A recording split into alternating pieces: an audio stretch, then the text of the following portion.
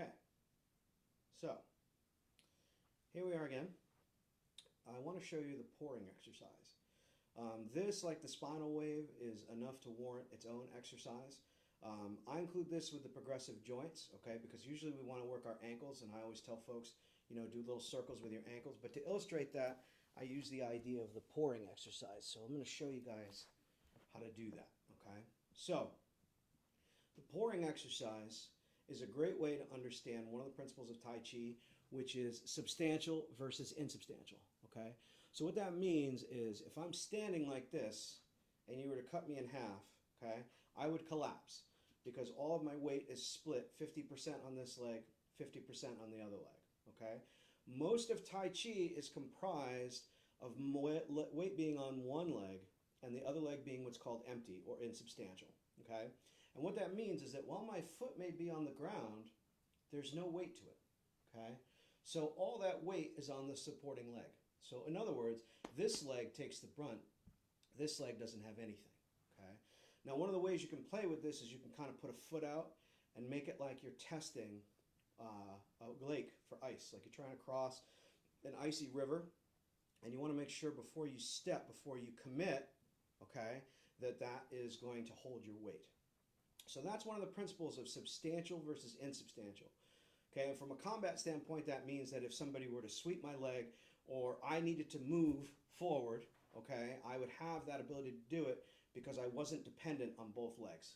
Okay, so to show that principle, a very simple way to do this, and I think, I mean, this is very ancient, but I think the people that have been talking about this the most are the Harvard folks who have a book about Tai Chi, recommended for different kinds of conditions.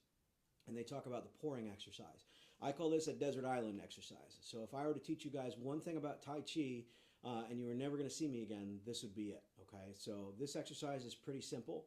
But if you get this, if you work with this principle, and if you pay attention to it as you walk and you move about your day, I guarantee you it will help your balance. And it'll also just help you be more aware of the mechanics of how you move. Okay, so the idea is this. I have my feet about hip width apart, okay? And I want to bend those knees, okay? I don't ever want to lock anything in Tai Chi. I always want to have a little bit of a give. And I want to reach down, and I want to imagine almost like I'm pulling up a sock, right? A sock that fell down.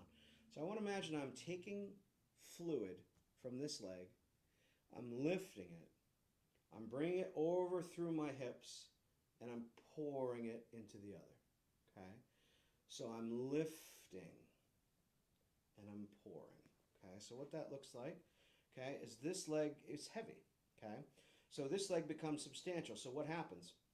From the ground up, first I feel the weight. First that heel gets heavy. Okay, then that ankle bends. Then that knee bends. Now, if I touch my thigh, I can feel that it's strong. I can feel the muscles coming out there. Okay, so that's my strong side. Okay, that butt and that hip both sink down.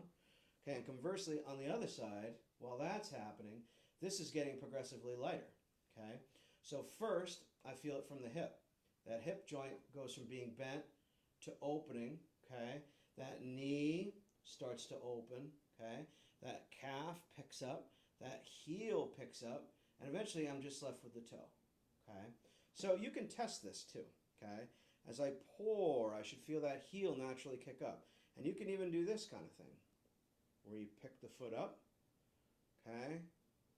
And you pick the foot up, okay? But you don't have to do that. The idea is that the heel should feel like it wants to come up on its own.